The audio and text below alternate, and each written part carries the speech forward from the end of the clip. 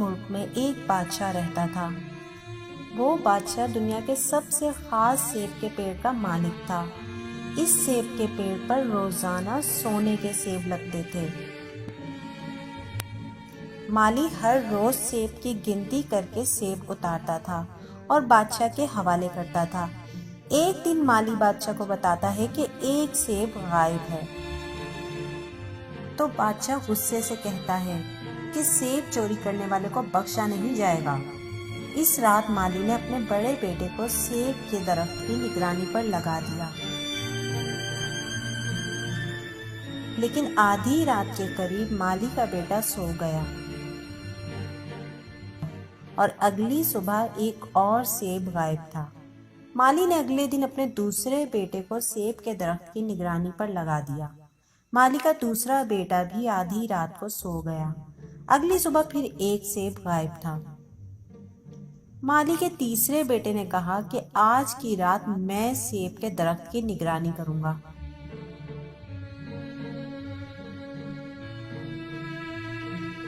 آدھی رات کو مالی کے بیٹے نے ہوا میں سرسراہٹ کی آواز سنی۔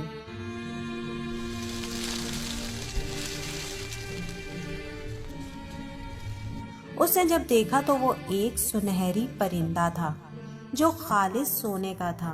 پرندے نے اپنی چونچ میں ایک سیب پکڑا اور اڑان بھر لی۔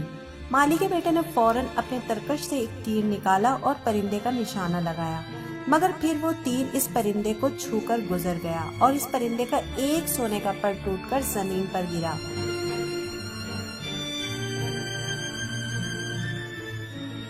وہ پر بادشاہ کے سامنے پیش کیا گیا۔ مجلس مشاورت بلائی گئی۔ سارے وزراء نے متفقہ طور پر یہ کہا کہ یہ سونے کا پر ساری سلطنت سے زیادہ قیمتی ہے۔ تو بادشاہ نے کہا کہ یہ ایک پر میرے کسی کام کا نہیں ہے، مجھے تو پورا پرندہ چاہیے۔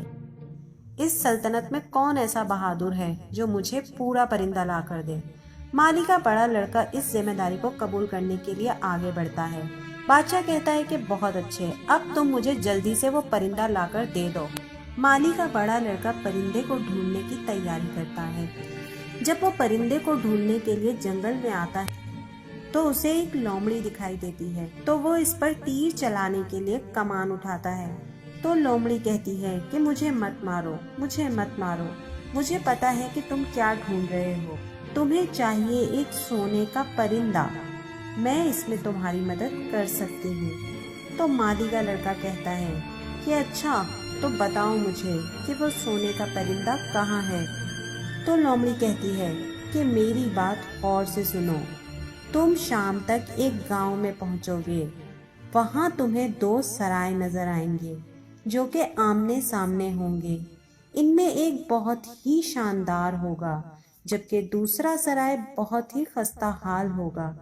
تم خستہ حال والی سرائے میں رات گزارو گے۔ مالی کے لڑکے نے اس کی باتوں پر یقین نہیں کیا اور تیر چلا دیا، لیکن لومڑی تیر سے بچ گئی اور پھر جنگل کی طرف بھاگ گئی۔ لڑکا اپنے راستے پر ہو لیا۔ جب وہ گاؤں میں پہنچا تو اسے وہاں ویسی ہی سرائے نظر آئی جیسی لومڑی نے بتائی تھی۔ ایک بہت ہی شاندار تھی جہاں پر لوگ گا رہے تھے، ہنس رہے تھے، کھا رہے تھے، پی رہے تھے، موج مستی کر رہے تھے۔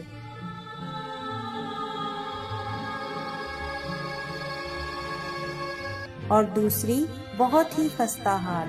لڑکے نے سوچا کہ میں بہت ہی بے وقوف کہلاؤں گا اگر میں خستہ حال سرائے میں گیا تو وہ شاندار سرائے میں چلا گیا اور اپنی مرضی سے وہاں کھایا پیا، مزے کیے اور اپنے ملک کو اور پرندے کو بھول گیا۔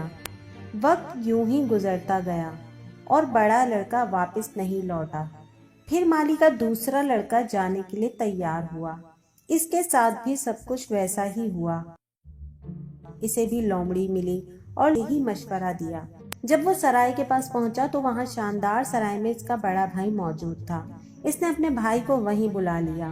وہ بھی شاندار سرائے میں چلا گیا اور اس نے بھی سونے کے پرندے اور اپنے ملک کو بھلا دیا۔ پھر یوں ہی وقت گزرتا گیا اور مالی کے سب سے چھوٹے لڑکے نے پرندے کو تلاش کرنے کی تیاری کی۔ वो भी इसी तरह जंगल में आता है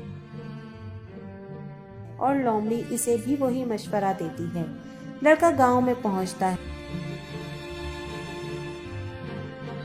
और लोमड़ी के मशवरे पर अमल करके खस्ता हाल झोंपड़ी में रात गुजारता है। सुबह जब वो उठता है तो लोमड़ी फिर से इसे अच्छे मशवरे के साथ वहां मिलने के लिए आती है और इसे कहती है कि तुमने मेरी बात पर अमल किया, अब मैं तुम्हें एक और अच्छा मशवरा देती हूँ। अब तुम सीधा आगे जाओ जब तक तुम महल तक नहीं पहुँचते। जब महल आएगा तो तुम महल के अंदर चले जाना।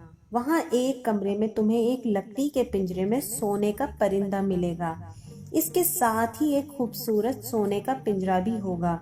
तुम पिंजरे को बदलने की कोशिश मत करना, वरना तुम्हारे साथ भी वही होगा।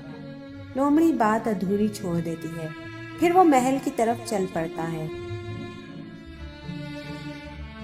फिर वो महल के अंदर भी पहुंच जाता है। लोमड़ी के कहने के मुताबिक वो कमरा ढूंढ लेता है और सोने के परिंदे को देखकर कहता है, इतने अच्छे परिंदे को इतने खराब पिंजरे में बाहर ले जाना क्या अच्छा लगेगा। वो जैसे ही पिंजरे का दरवाजा खुलता है तो वो परिंदा शोर करने लगता है और सोए हुए सिपाही जाग जाते हैं और इसे गिरफ्तार कर लिया जाता है और दूसरी सुबह उसे बादशाह की अदालत में पेश किया जाता है। सब कुछ सुनने के बाद बादशाह इसे मौत की सजा सुना देता है। तो वो लड़का कहता है कि ए रहमदिल बादशाह, रहम करें मुझ पर। तो बादशाह कहता है कि एक शर्त पर तुम्हारी जान बख्शी हो सकती है, अगर तुम मुझे एक सोने का घोड़ा ला दो जो हवा से भी ज्यादा तेज दौड़ता हो। तुम वो घोड़ा मुझे ला दो तो मैं तुम्हारी जान बख्शी कर दूंगा।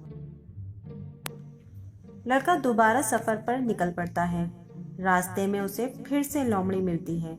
तो लोमड़ी कहती है, देखा, अब तुमने मेरे मशवरे पर अमल ना करने का नतीजा, लेकिन तुम एक अच्छे लड़के हो।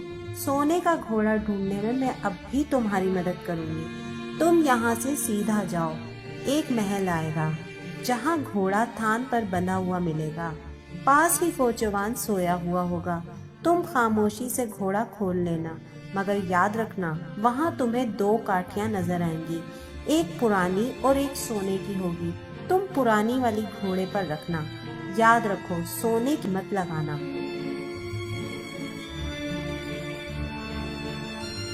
लड़के ने सब कुछ वैसा ही किया, मगर जब काठी रखने की बारी आई तो लड़के ने सोचा कि मैं इस सोने के घोड़े को सोने की काठी ही दूंगा, क्योंकि ये इसी का हकदार है।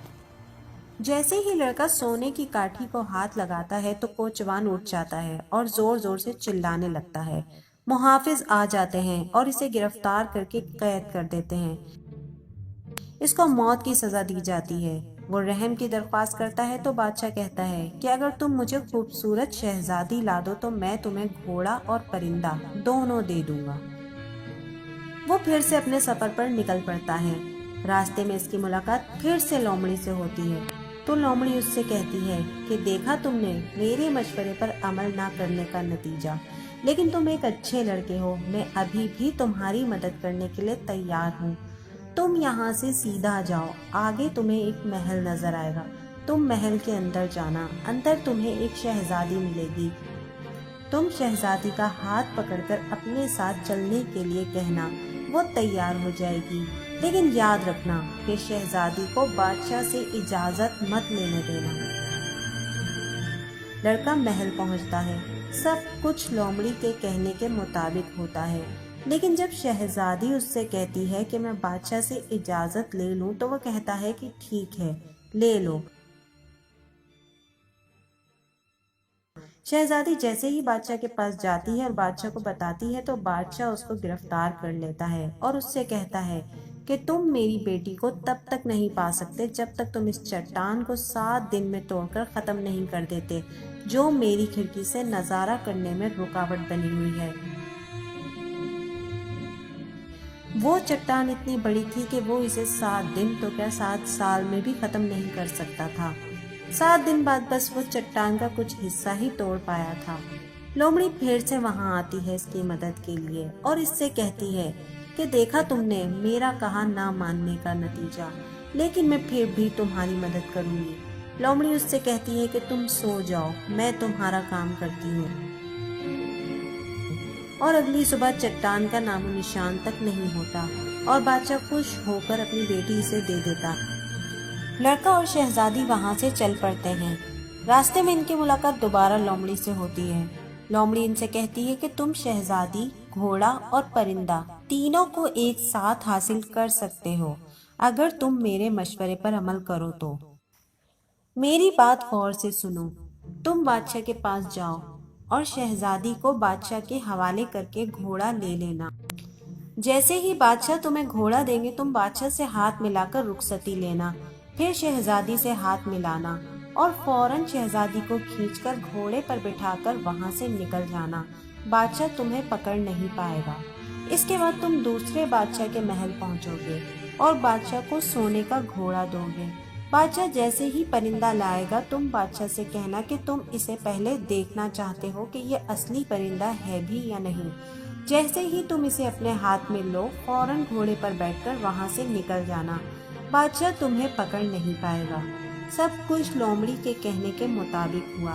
اب لڑکے کے پاس شہزادی، پرندہ اور گھوڑا تینوں تھے۔ لڑکے نے کہا کہ شکریہ میرے پیارے دوست، تمہارے اچھے ساری کامیابی ملی، میں تمہارا احسان کبھی نہیں چکا پاؤں گا۔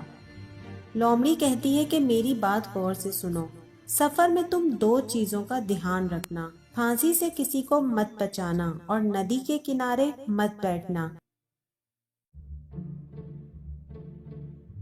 وہ شہزادی کے ساتھ سفر کرتے ہوئے اس گاؤں میں پہنچتا ہے جہاں وہ دو سرائے تھی۔ وہاں لوگوں کی بھیڑ تھی۔ جب وہ جا کر دیکھتا ہے تو وہاں اس کے دونوں بھائیوں کو چوری کے جرم میں پھانسی دی جا رہی ہوتی ہے۔ وہ دونوں چور بن چکے تھے۔ وہ جا کر لوگوں سے کہتا ہے کہ میرے سارے پیسے لے لو اور میرے بھائیوں کو چھوڑ دو۔ وہ لوگ اس کے بھائیوں کو چھوڑ دیتے ہیں۔ بھائیوں کو پھانسی سے بچانے کے بعد وہ پھر سے سفر پر نکل پڑتے ہیں۔ پھر وہ جنگل میں پہنچ جاتے ہیں۔ بڑا بھائی کہتا ہے کہ آؤ کچھ دیر ندی کے کنارے بیٹھ کر کچھ آرام کر لیتے ہیں۔ وہ راضی ہو جاتا ہے اور لومڑی کے مشورے کو بھول جاتا ہے اور ندی کے کنارے بیٹھ جاتا ہے۔ اس کے دونوں بھائی اسے پیچھے سے آ کر ندی میں پھینک دیتے ہیں اور شہزادی، گھوڑا اور پرندے کو لے کر بادشاہ کے پاس محل پہنچ جاتے ہیں۔ بادشاہ سلامت، ہم سونے کے پرندے کے ساتھ شہزادی اور سونے کا گھوڑا بھی لائے ہیں۔ یہ ساری چیزیں ہم نے بہت محنت سے حاصل کی ہیں۔ بادشاہ بہت خوش ہوتا ہے۔ پوری سلطنت میں جشن منایا جاتا ہے۔ پر نہ تو گھوڑا چارہ کھاتا ہے اور نہ ہی پرندہ گانا گاتا ہے اور شہزادی بھی ہر وقت روتی رہتی ہے۔ ادھر چھوٹا لڑکا پانی میں گرنے کے بعد تیر کر کنارے تک پہنچتا ہے۔ لومڑی پھر سے اس کی مدد کے لیے پہنچتی ہے اور اس سے کہتی ہے کہ تم نے پھر سے میرا نہیں مانا، لیکن میں پھر بھی تمہاری مدد کروں گی۔ پھر وہ لڑکے کو اپنی دم کی مدد سے وہاں سے نکال لیتی ہے۔ لڑکا لومڑی کا شکریہ ادا کرتا ہے اور محل پہنچ جاتا ہے۔ وہ جیسے ہی محل کے اندر قدم رکھتا ہے تو گھوڑا گھاس کھانے لگتا ہے اور پرندہ گانا گانے لگتا ہے اور شہزادی بھی رونا بھول جاتی ہے۔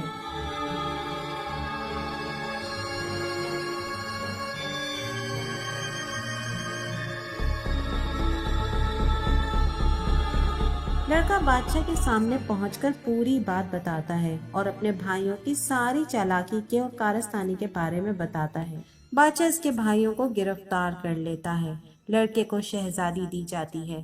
بادشاہ اسے اپنا جانشین بنا دیتا ہے اور بادشاہ کی موت کے بعد وہ بادشاہ بن جاتا ہے اور پوری سلطنت چین کی زندگی گزارتی ہے۔